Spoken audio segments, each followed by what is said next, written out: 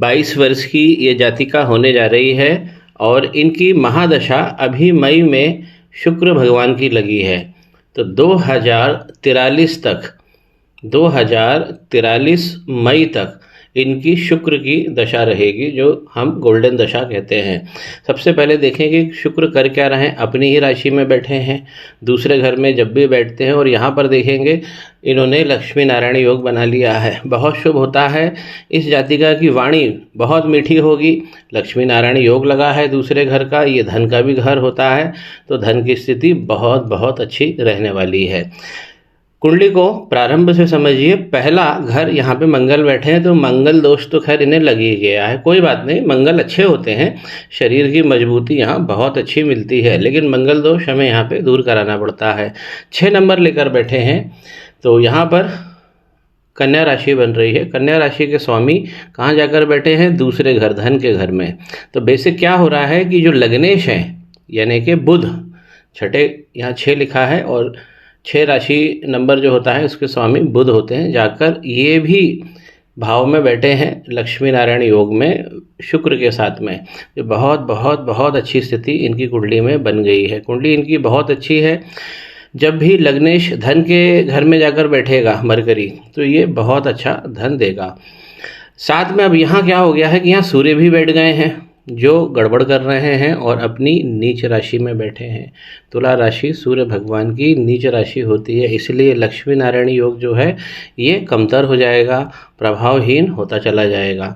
सूर्य भगवान पे रेमेडी बहुत अच्छा करना है। दूसरा समझिए कि धनेश, इस घर का स्वामी यहीं बैठा हुआ, जो मैं बता चुका हूँ, ये बहुत अच्छी चीज़ होती है, और ऐसे लोग अपनी वाणी के ऊपर अपना भविष्य बनाते हैं।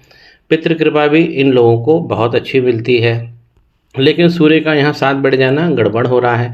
तो धनेश, लग्नेश जाके धनेश में बैठे हैं, और धनेश धन के घर में ही बैठे हैं। तीसरा पॉइंट हमें नोट करना पड़ता है कि लाभ की क्या स्थिति है। ये लाभ का घर है, यहाँ जुपिटर उच्च होकर बैठे हैं। उच्च के जुपिटर अगर लाभ में बैठ जाएं तो एजुकेशन से बहुत अच्छी स्थिति बनाते हैं। इस घर का स्वामी यहाँ पे कर्क राशि बनी, और कर्क राशि के स्वामी चंद्रमा है, जो जाके पराक्रम में बैठे हैं। ये भी बहुत अच्छी स्थिति होती है, लेकिन केतु भगवान के साथ बैठ गए हैं, इन्होंने ग्रहण लगा लिया। साथ में जो उल्लेखनीय बात है, चंद्रमा अपनी नीच राशि में बैठे हैं, वृश्चिक राशि में। 2 प्लैनेट सूर्य और चंद्रमा, ये दोनों इनके गड़बड़ हो गए हैं। सूर्य के बारे में मैं बता चुका हूँ, चंद्रमा आप देख ही रहे हैं, केतु भगवान के साथ बैठ गए हैं, ग्रहण का काम लग गया है, और चंद्रमा अपनी नीच राशि में बैठे हुए हैं।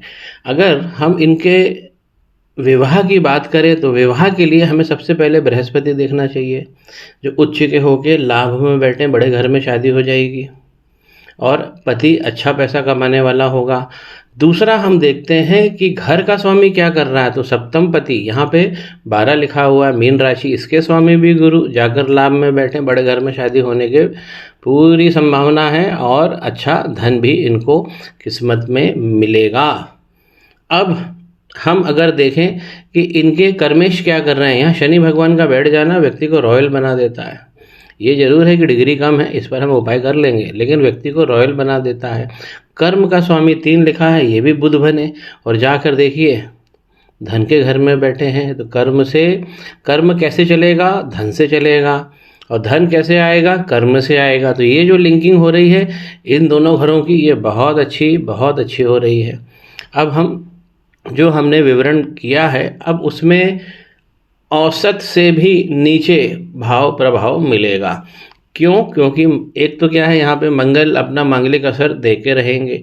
सूर्य यहाँ पर नीच के हो गए हैं, जिन्होंने लक्ष्मी नारायण योग को प्रभावहीन कर दिया है, तो सूर्य को हमें निकालना है। और चंद्रमा और केतु का कॉम्बिनेशन बहुत गड़बड़ होता है। हमारे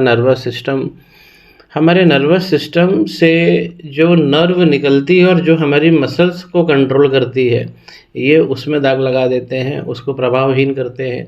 तो केतु और चंद्रमा अगर इस प्रकार बैठते हैं और चंद्रमा पर केतु का ग्रहण लग जाता है, तो ये बहुत ज़्यादा खतरनाक होता है। इससे हमें बचना चाहिए। तो मंगल महीने काम करना चाहिए, सूर्य और चंद्रमा पे काम करना चाहिए। प्रारंभ में जितनी मैंने अच्छाइयाँ बताई है वो सब एक डब्बे में लॉक हो जाएगी। क्यों? क्योंकि इस कुंडली के अंदर काल्प सर्प दोष लग गया है। देखिए यहाँ राहु केतु बैठे हैं और सारे प्लैनेट इस तरफ आ गए हैं।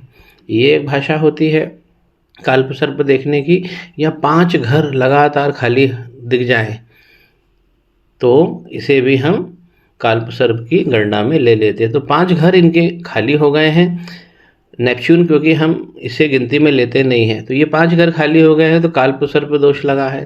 एक बार फिर से समझिए कि जो प्रारंभ में मैंने बोला वो भाव नहीं मिलेंगे। लग्नेश का यहाँ जाना और लक्ष्मी नारायण योग बन जाना और धनेश का यहीं के यहीं बैठ जाना, लाभ में देखिए जुपिटर उच्च के बैठे हुए हैं। तो हमें मंगल पे काम करना है, सूर्य चंद्रमा पे काम करना है। केतु और चंद्रमा ये सबसे ज़्यादा खतरनाक, ये कालसर्प से भी ज़्यादा खतरनाक है, और हमें कालसर्प दोष को भी मिटाना है। नवांश कुंडली जो आपकी फ्यूचरिस्टिक कुंडली है उसमें भी देखिए मंगल का भाव तेज हो रहा है, दोनों वर्गोत्तम हो, यहाँ भी पहले भाव में बैठे हैं, यहाँ भी पहले भाव में बैठे हैं।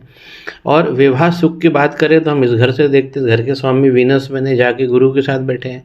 तो जो भी इस जातिका के जीवन में इसका पेयर बनेगा वो बहुत आकर्षक होगा, क्योंकि दोनों गुरु यहाँ पे 7वें घर में बैठे हैं। नवांश कुंडली इनकी बहुत अच्छी जा रही है, राहु बहुत सारे धन खोल देंगे। यहाँ पर जो चंद्रमा है देखिए यहाँ पे भी गड़बड़ हो रहा है, 6ठे भाव में बैठे हैं। शनि, केतु भगवान ने यहाँ पे शनि भगवान को भी पीड़ित कर दिया है, केतु भगवान ने यहाँ पर चंद्रमा को भी पीड़ित कर दिया है। जब भी यहाँ पर केतु और शनि का कॉम्बिनेशन होता है तो संतान, प्रेम, शिक्षा, इन सब में व्यवधान आना ही आना है। तो जो मैंने इनको जहाँ जहाँ कमियाँ हैं, जैसे मंगल की, सूर्य की, चंद्रमा की, चंद्रमा केतु की और कालसर्प दोष, इसकी रेमेडी होगी और इनका जो योग है वो सुरक्षित रहेगा। यही सनातन है, यही अमृत है।